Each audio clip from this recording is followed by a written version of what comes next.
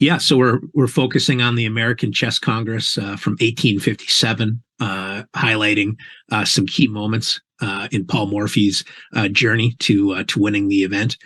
And his first opponent was James Thompson, and James Thompson was a well-known player at the time, considered fairly strong in the New York area.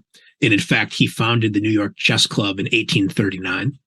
And so the first game, Thompson has the white pieces. And I think this is a really instructive game, not only to give a good indication of Paul Morphy's style, but also how accessible Paul Morphy's games can be for the inspired amateur player.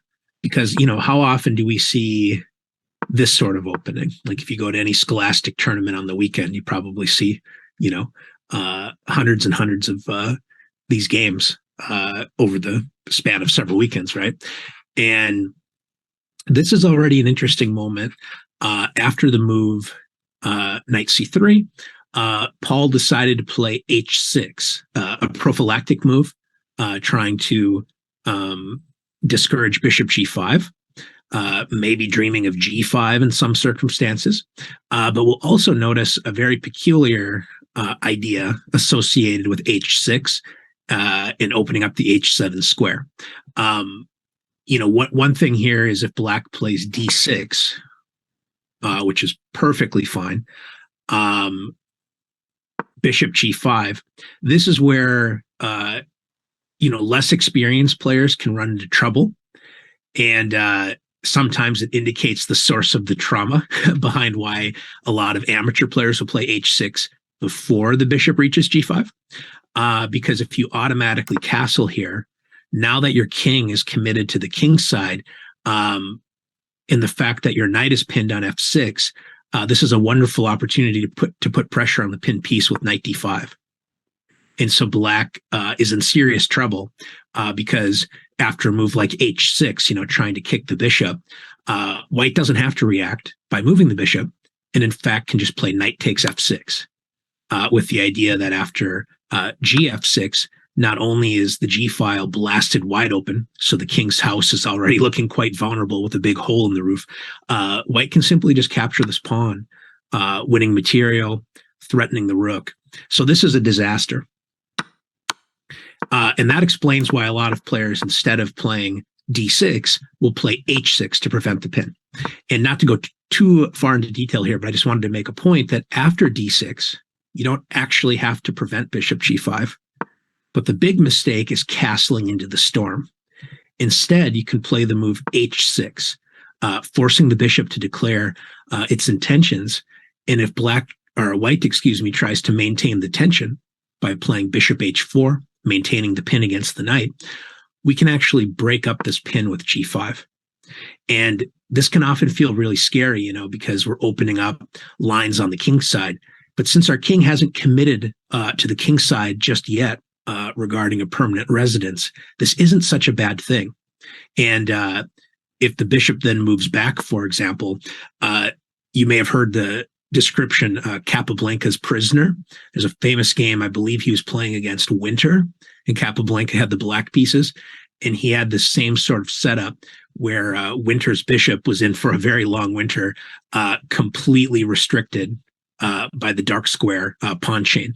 So anyway, just a little bit of an opening tip as we introduce ourselves to some of Paul Morphy's games, that Paul did play h6, but in truth, there's nothing wrong with playing the move d6 and allowing bishop g5, preparing then a timely h6.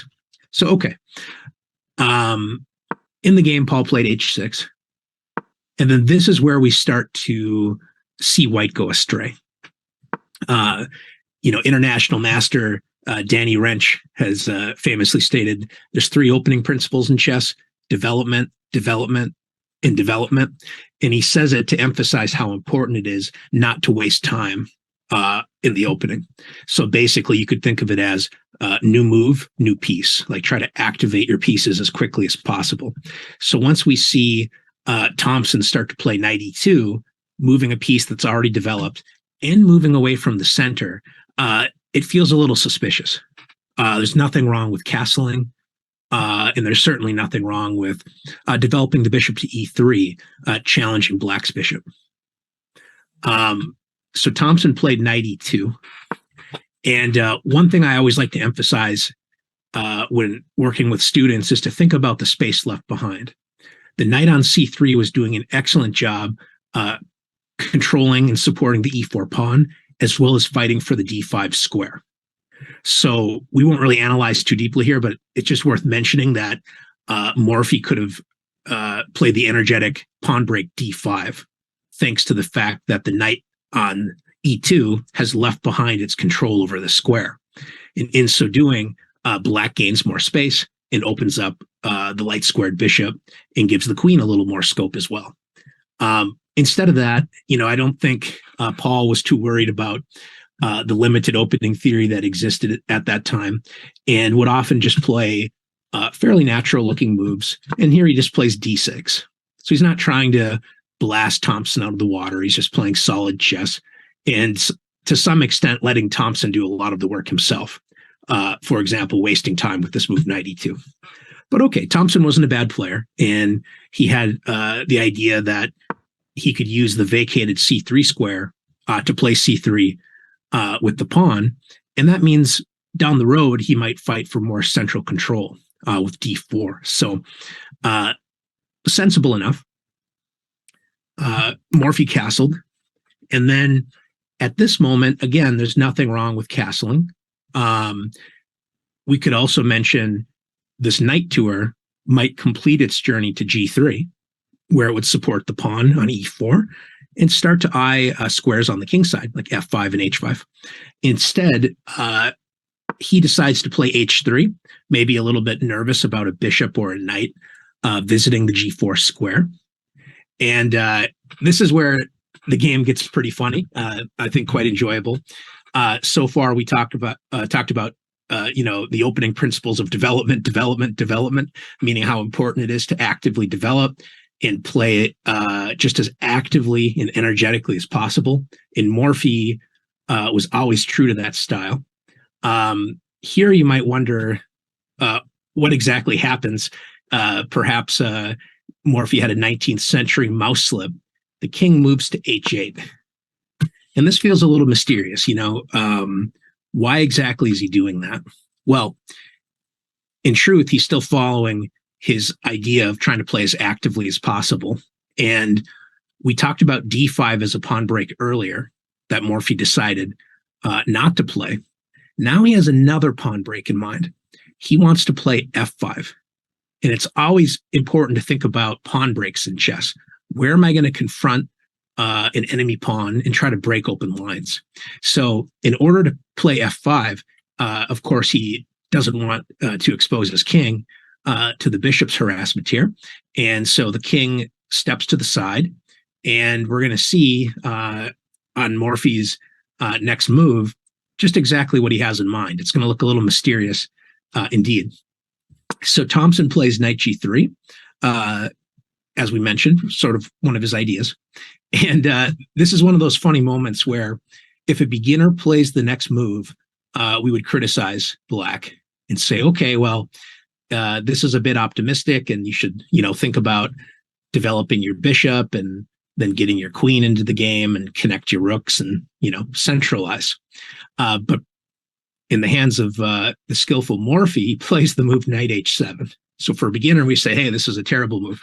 But for Morphy, so, okay, this is pretty creative and an inspired idea. And, it's hard to look at the knight on h7 and be exactly encouraged by its placement. But it does eye g5 at some moment. But more importantly, what Paul's doing is he shifted his king to h8. Now he moves his knight to h7. And his whole idea is to play f5. And when you're playing an attacking genius like Paul Morphy, it's easy to sort of accept all of his ideas as brilliant and also good. And that's not always the case. So in this sort of situation with f5 looming in the air, I can understand why Thompson was a little bit afraid to castle. But in truth, he should have challenged Morphy.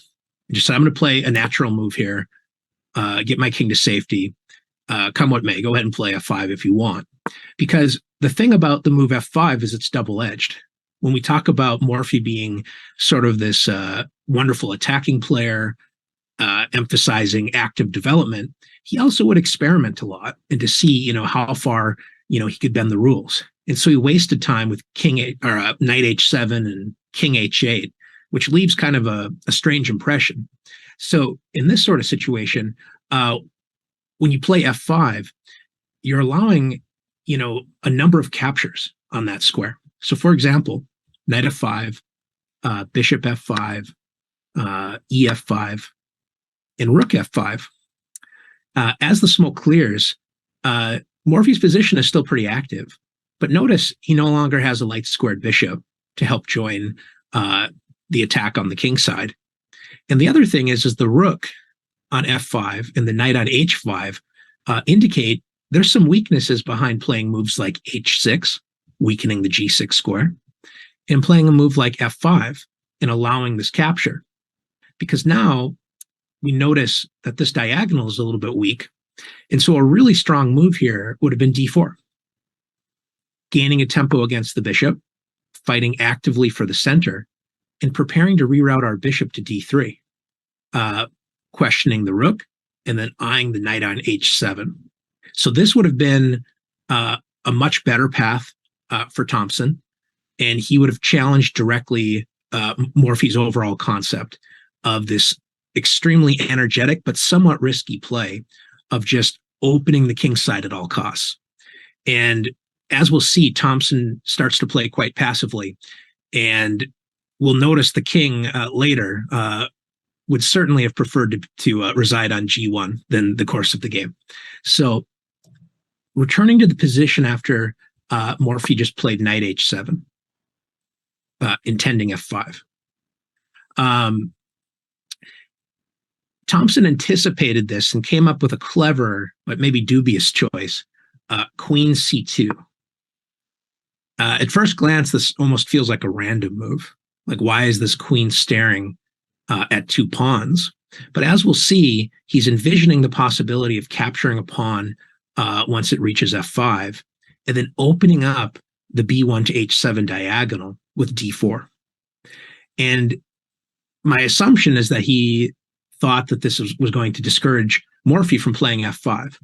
But true to Paul's energetic, active style, he looked at the position and said, okay, I want to play f5.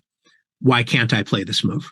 Because oftentimes what happens, with amateur players is, you see something on the surface and, oh, that feels bad. I can't play that move. And it really limits our options in an artificial way that can actually hinder our overall development. So Morphy looked at this position and said, okay, I can play f5, prove it. Just as Thompson should have castled and said, okay, prove it, Morphy, go ahead and play f5. And so after the move e takes f5, the idea is if Morphy captures the pawn, which he did not, knight takes f5, forces the rook to f5. And there's that similar theme we mentioned again, the rook and knight feeling kind of exposed on this diagonal. Thompson was ready to play d4, attacking the bishop while discovering the queen's attack against the rook. And of course, Morphy would keep this game incredibly complicated by sacrificing the rook for a knight, which then vacates, not vacates, but eliminates a key defender from the d4 square. And this whole position would get pretty crazy. But Thompson, certainly compared to what happened in the game, would welcome this possibility. So Paul understood that after Thompson played ef5, that he didn't want to enter these complications after bishop takes f5, and instead played the move d5, gaining more space in the center and also gaining a tempo against the bishop. So after bishop b3, this is where Paul decides to play an incredibly energetic breakthrough in the center with e4. And this looks a little bit odd, that the knight, pawn, and queen, the X-ray defender of e4, it really looks like, Paul's outnumbered in the center. But there's a big factor here that Paul appreciated, which is the king on e1. The king is still revealed and vulnerable, and that's exactly where you don't want your king as complications ensue and the center begins to open. So Thompson continued by exchanging pawns, and we reach the most important moment in the game. This is where Thompson would have to dig deep, confront some of his insecurities, from prior moments in the game where he feared his opponent, was worried about certain concepts, and decided to play more passively. This is where Thompson would have to rise to the occasion and decide, where am I going to make my stand? And just like how Thompson played Queen C2, just as Thompson played Queen C2, trying to prevent F5 earlier, Paul Morphy had this energetic attitude of, I don't believe you. I'm gonna test that assumption, and I can play F5. Well, here, Thompson has to dig deep and challenge the assumptions behind E4. So one point is if Paul plays, or if Thompson plays knight takes E4, Morphy's ready to play bishop takes F5, pinning the knight to the queen, followed by piling up some major piece pressure with maybe a queen on E7, develop another rook to E8, and then this is really bad news for the open king. Now, what's so hard here, and it's really hard to criticize Thompson, is his only path through is a move that at first glance you would say is impossible, or at least foolish.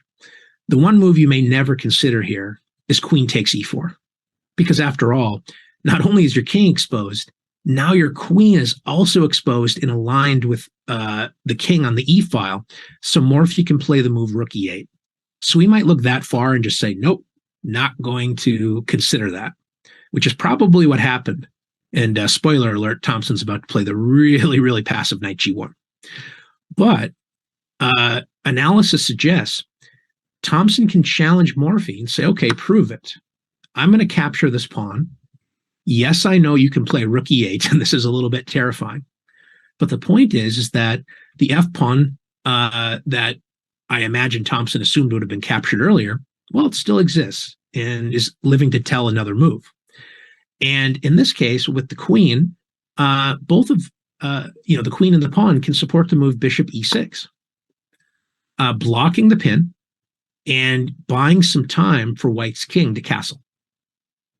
So the reason we're analyzing all of this is just to suggest not only some practical tips, as an amateur player, inspiring improver, wanting to work on your chess. You can learn a lot from these games, not only based upon sort of the inspiring attacking play by Morphy, but also by critically analyzing these games, realizing, hey, Morphy's opponents didn't have to collapse. Morphy's opponents could have put up greater resistance. And I think that's good encouragement when you play a stronger player, is to ask them critical questions and keep a positive attitude. Don't just trust your opponent and that every move they're going to play is brilliant and sound, right? And so by missing this opportunity, we're just going to quickly see how Thompson's position collapses. So Morphy detonates this bomb in the center with E4. We said that there was a trade of these two pawns, and Thompson just trusted Morphy's analysis and played the move knight G1.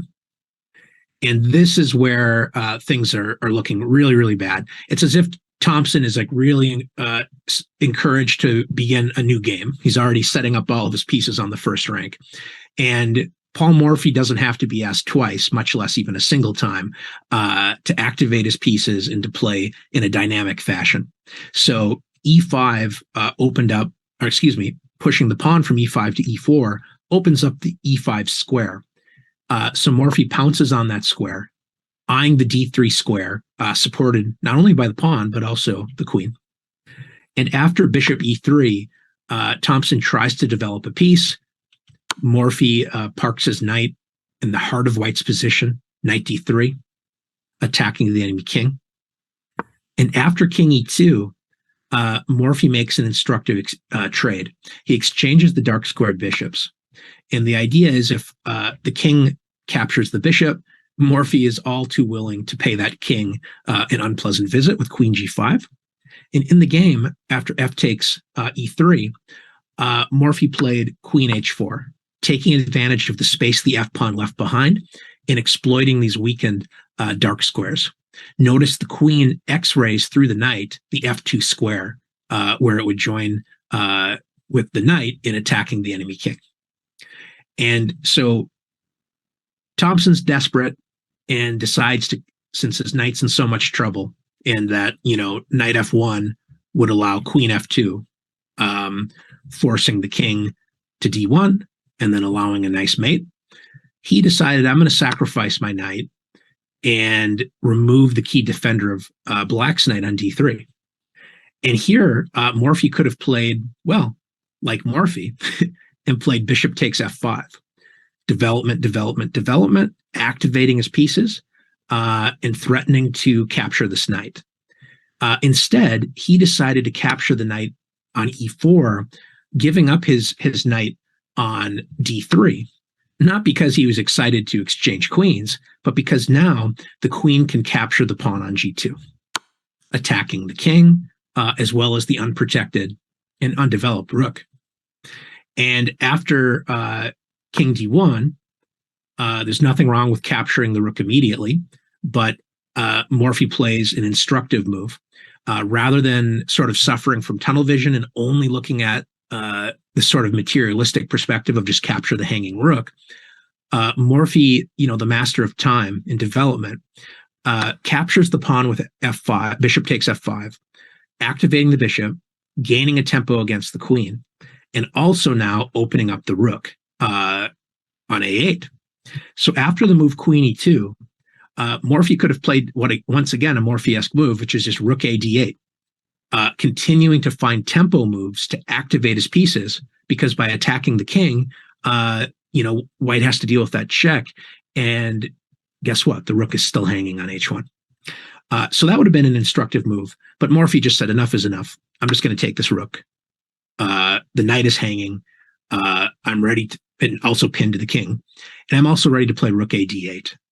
Centralize my pieces, attack the enemy king.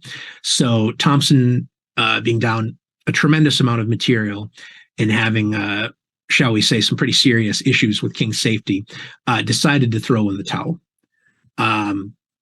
So to sort of summarize this game, I would say white was way too casual with his opening play. He was making sort of luxurious pawn moves like h3 and c3, and was wasting his time out of the opening. And although he still had his chances to, stay in the game and keep it interesting, he was just no match for Morphy's energetic, well-coordinated attacking play, which is going to be a common theme that you can see time and time again in Morphy's games. So he won the first match 3-0. And I should mention the preliminary matches, it was first to 3 wins, and then draws didn't count. So once you win 3 games, you win the match. So Morphy was able to do just that with limited resistance from Thompson.